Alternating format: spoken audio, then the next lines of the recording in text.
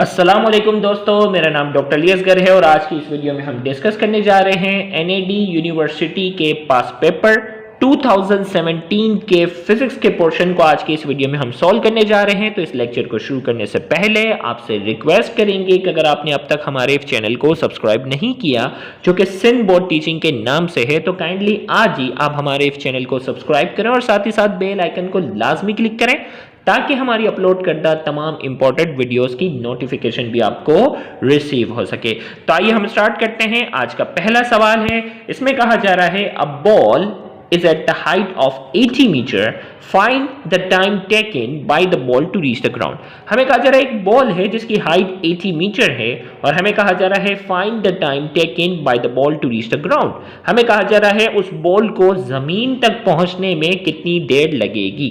Option A में कहा जा रहा है 16 सेकेंड, ऑप्शन बी में कहा जा रहा है 4 सेकेंड, ऑप्शन सी में कहा जा रहा है 32 सेकेंड और ऑप्शन डी में कहा जा रहा है 8 सेकेंड।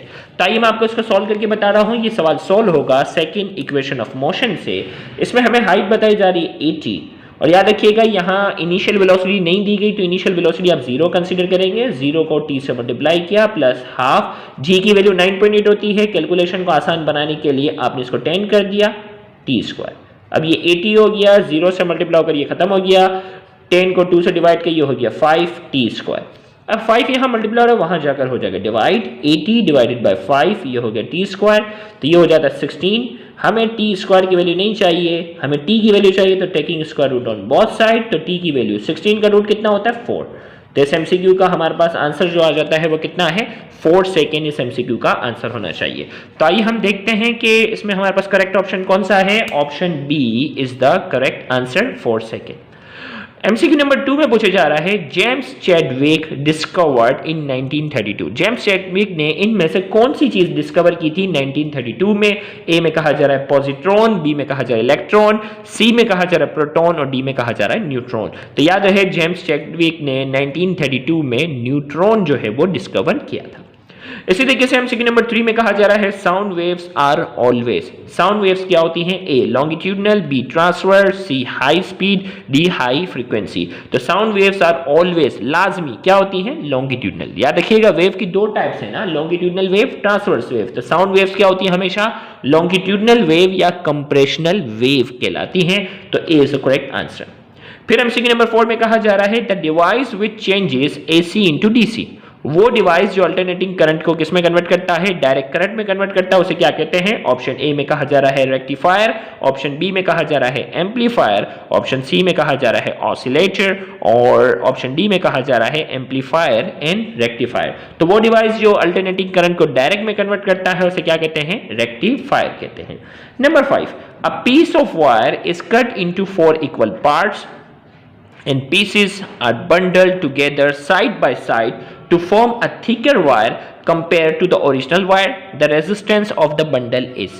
हमें कहा जा रहा है कि पीस ऑफ वायर जो है वो उसको 4 हिस्सों में क्या किया है कट किया और हमने कहा कि उसका एक बंडल बना लिया। इन चारों टुकड़ों को साइड बाय साइड हमने जो है वो कंबाइन करके क्या कर दिया है एक मोटा वायर बना दिया है। हमें उस बंडल की रेजिस्टेंस बतानी है। तब देखो भाई रेजिस्टेंस जो है ना गौरजनी का रेजिस्टेंस जो है वो रो एल ओवर ए है। अब आपने एक वायर था उसको 4 हिस्सों में क्या कर दिया कट कर दिया, तो एक एक हिस्से की जो लंबाई थी ना एक एक हिस्से की जो लंबाई थी वो 4 गुना क्या हो गई कम हो गई। तो इसका मतलब उसकी रेजिस्टेंस भी क्या होगी लेंथ कम हो गई ना। देखो भाई लेंथ ये थी ना पहले ये एल थी, अब आपने 4 हिस्सों में तोड़ दिया तो एक एक हिस्से की जो लेंथ थी वो 4 गुना क्या हो गई कम हो गई। मतलब एक एक हिस्से की जो रेजिस्टेंस है वो क्या हो गई डायरेक्टली रिलेशन के हिसाब से 4 गुना क्या हो गई कम हो गई। अब कह रहा है कि इन चारों हिस्सों को हमने साइड बाय साइड का वर्ड जब भी आता है इसका मतलब है कि हमने इनको पैरेलल कॉम्बिनेशन में क्या कर दिया है कनेक्ट कर दिया। सुटेबल वर्ड क्या है पैरेलल कॉम्बिनेशन में हमने कनेक्ट कर दिया है और पैरेलल कॉम्बिनेशन में कनेक्ट करेंगे तो रेजिस्टेंस क्या हो जाएगी मजीद कम हो जाएगी। मतलब जितने हिस्से हैं उससे हम डिवाइड करते हैं ना, शॉर्ट टेक्निक में बताया था कि भाई जितनी इनकी तादाद होगी उससे मजीद डिवाइड कर दो। r/4 को मजीद 4 से हमने डिवाइड किया तो r/16 हमारे पास इस MCQ का क्या है, आंसर है। तो इस MCQ का हमारे पास जो आंसर हो गया, इस MCQ का आंसर है वो क्या है, 1/16। The resistance of the bundle is 1/16। एक अगर टुकड़े की बात होती तो 1/4 और इस पूरे बंडल की बात होगी तो 1/16 इस MCQ का आंसर होगा। फिर इसमें अगर आगे सवाल हम MCQ नंबर 6 में कहा जा रहा है, a convex lens of 20 centimetre focal length is used to form an erect image which is twice as large as the object, the position of the object from the lenses. एक convex lens है जिसकी focal length 20 centimetre है और इसकी जो image बनी erect. Erect image कब बनती है कॉन्वेक्स इमेज, जब वर्चुअल होती है। और हमें कहा जा रहा है उसकी साइज जो है वो क्या है, twice as large as the object. Object के मुकाबले में डबल है, हमें ऑब्जेक्ट की पोजीशन बतानी है। अब देखो भाई, यहां हमारे पास क्या है, मैग्निफिकेशन जो है इस सवाल में 2 दी गई है। मैग्निफिकेशन हमारे पास बराबर होता है किसके, Q/P। m की वैल्यू 2 है, p यहां डिवाइडेड और वहां जाकर क्या हो जाएगा, मल्टीप्लाई। q की वैल्यू क्या होगी, 2p।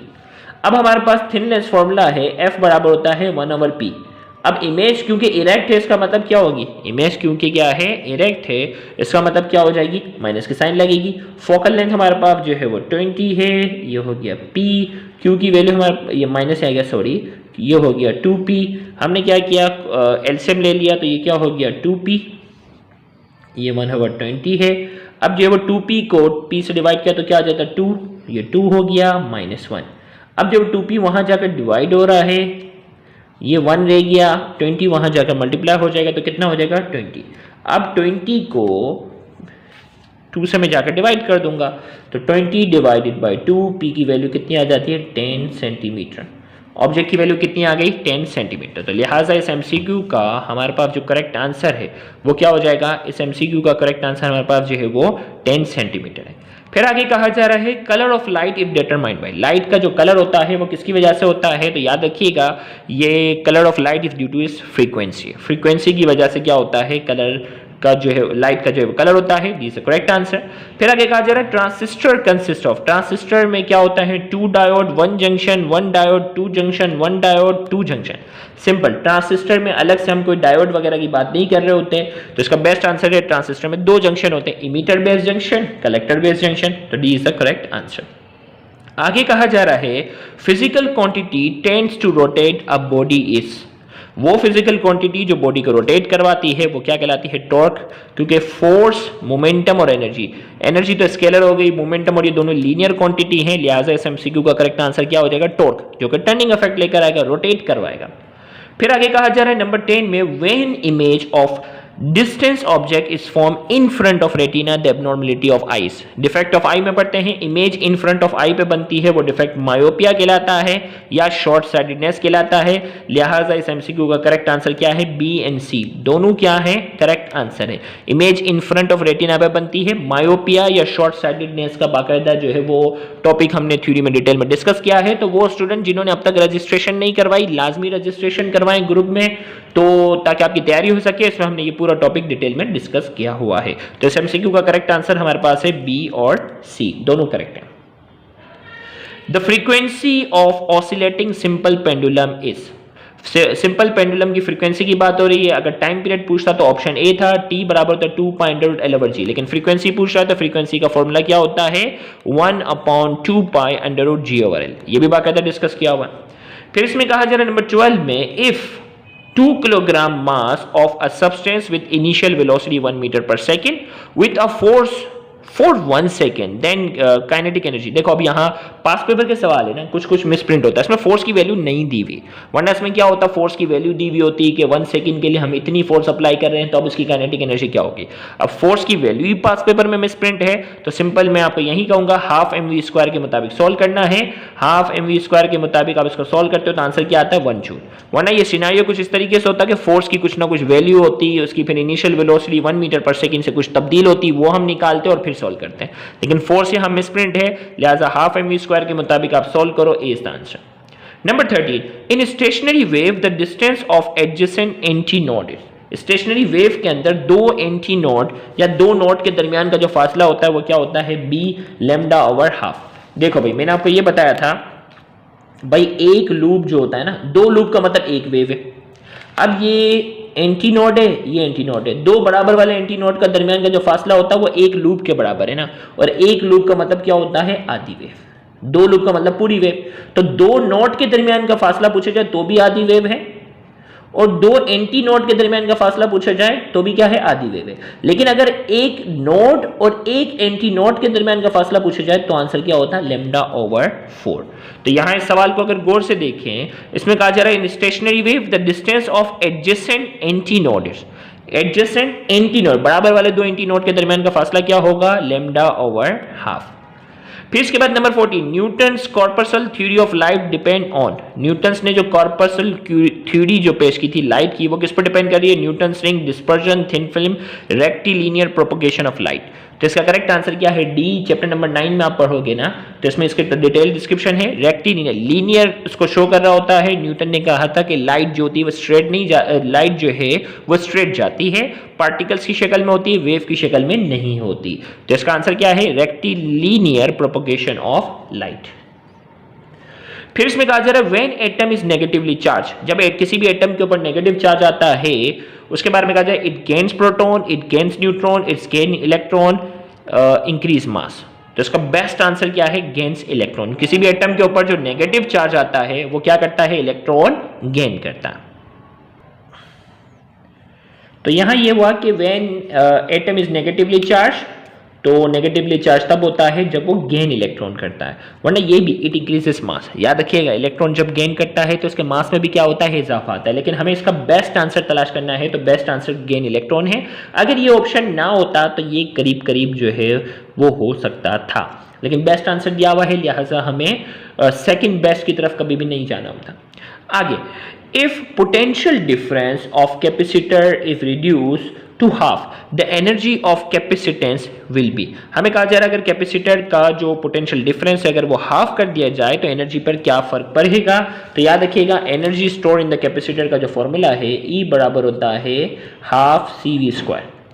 अब यहां इनके दरमियान जो रिलेशन है एनर्जी और पोटेंशियल डिफरेंस के दरमियान कौन सा रिलेशन है, डायरेक्टली प्रोपोर्शनल है स्क्वायर का। अगर ये हाफ हो जाएगा तो हाफ के ऊपर क्या आ जाएगा, स्क्वायर। तो एनर्जी क्या हो जाएगी 1/4 टाइम्स, रिड्यूस टू 1/4 टाइम हो जाएगी।